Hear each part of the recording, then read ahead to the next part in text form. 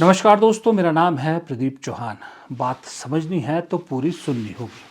Why Prime Minister Narendra Modi is not intervening on this? I'm sorry, but we're asking for leadership here. So we are in a national health emergency. The Prime Minister no less, must intervene in this matter because I have not heard a word. And I'm giving my first empty chair tonight to Bhupendra Yadav, Central Narendra Modi's Minister for Education. May I ask you, Charu Pragya, where is the Union Minister for Environment? Where is the Union Environment Minister? The nation wants to know where he is tonight. The nation wants to know where the Union Minister of State for Environment is tonight. The nation wants to know where the Delhi Chief Minister is tonight. That empty chair belongs rightfully to the missing Minister for Environment, Bhupendra Yadav, because there is a feeling I got that in the BJP government, your ministers no longer feel answerable to the people of India. And this arrogance, and that how did you, I want to ask you, how did you allow Parliament to shut? I say on behalf of the people of India, reopen Parliament now.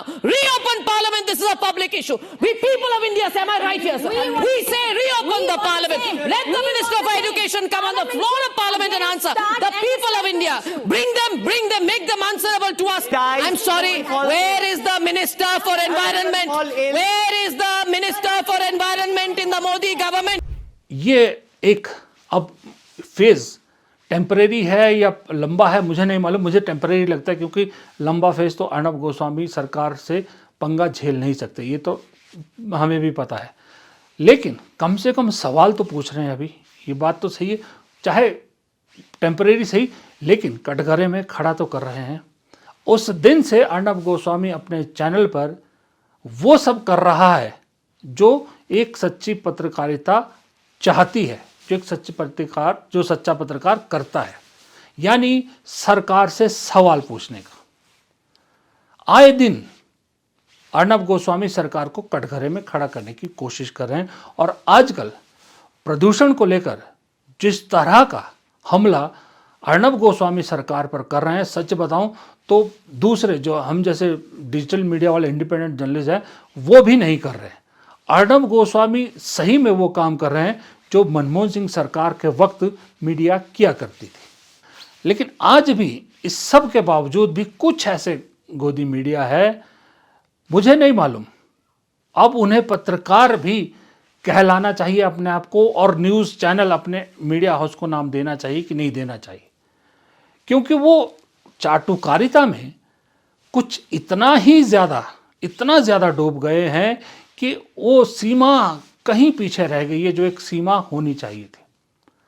अब अर्णब गोस्वामी का मैंने आपको example दिखाया कि अर्णब गोस्वामी किस तरह से प्रदूषण को लेकर सरकार को कटघरे में कर रहे हैं, बीजेपी के प्रवक्ताओं की ऐसी तैसी अपनी मीडिया स्क्रीन पर कर रहे हैं।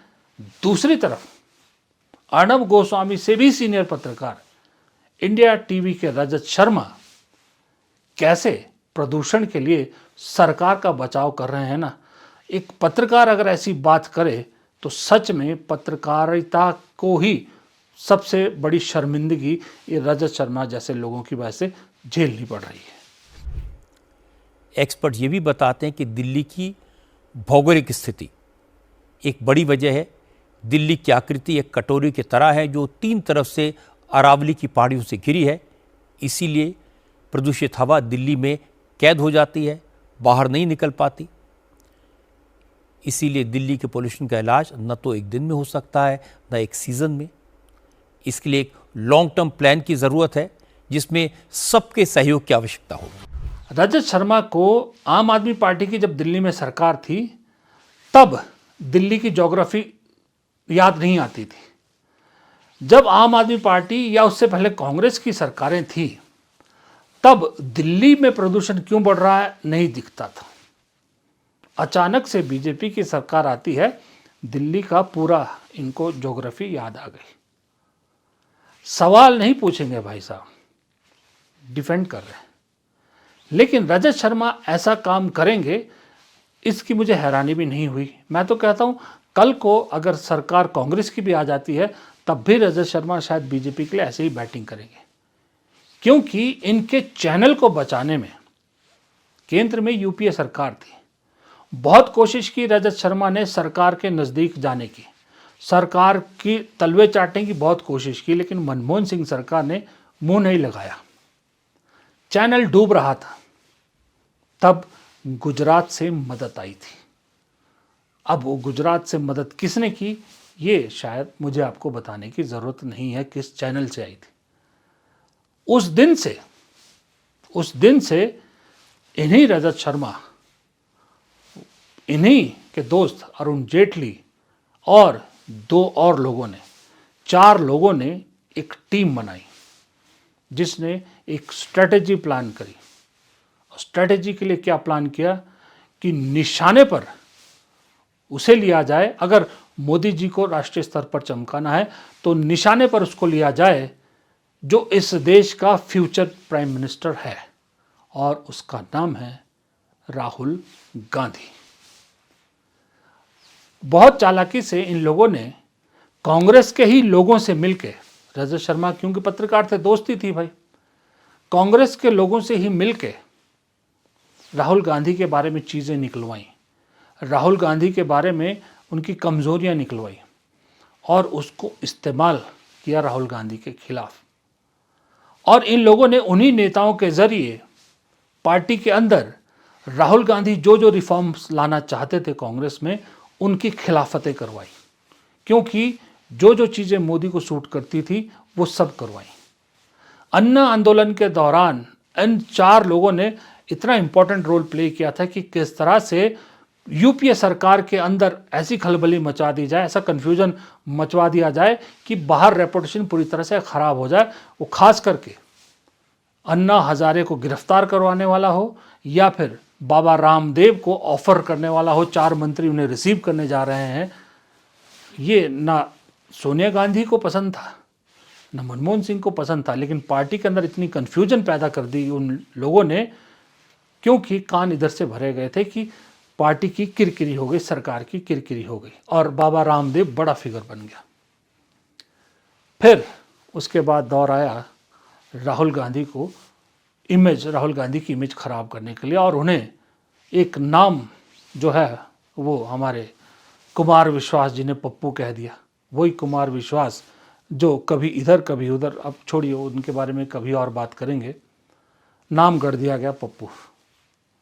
हज़ारों करोड़ रुपया खर्च हुआ, दिमाग इनके थे, वो हज़ारों करोड़ रुपया किसका लगा ये भी शायद बताने की ज़रूरत नहीं कि कौन बड़े साहब हैं वो, जिनके लिए अरावली पर्वत श्रृंखला का भी पूरी डेमोग्राफी चेंज करने पे आ गए हैं।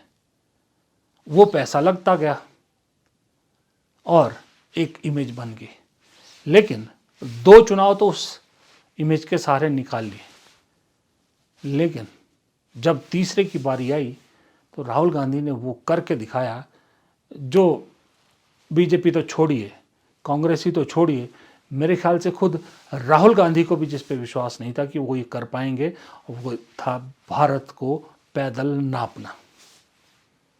एक बार राहुल गांधी सड़क पर निकले, भारत को नापा, तो वो पप्पू इमेज पर लगा हज़ारों करोड़ रुपया ऐसा ध्वस्त हुआ कि आज तक उस शौक से उबर नहीं पा रहे।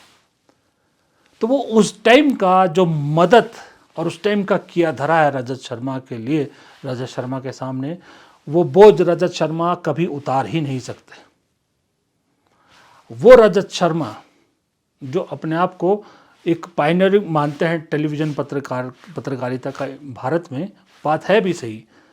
मेरी किस्मत कहिए, बदकिस्मती कहिए, जब मैंने भी अपने 28 साल पहले टेलीविज़न में पत्रकारिता की शुरुआत की थी, इनफैक्ट पत्रकारिता जीवन की शुरुआत की थी, तो सबसे पहले एज ट्रेनी उन्हीं के आपकी अदालत प्रोग्राम में गया था।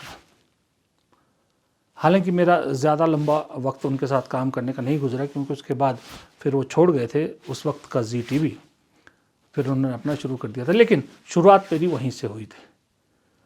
लेकिन उसके बाद रजत शर्मा को जितना समझा, रजत शर्मा के बारे में जितना जाना, वहाँ काम करने वाले अपने दोस्तों से जितना सुना, वहाँ चीज़ें साफ़ हो गई थी कि दरअसल ये चैनल डूबने की कगार पे था।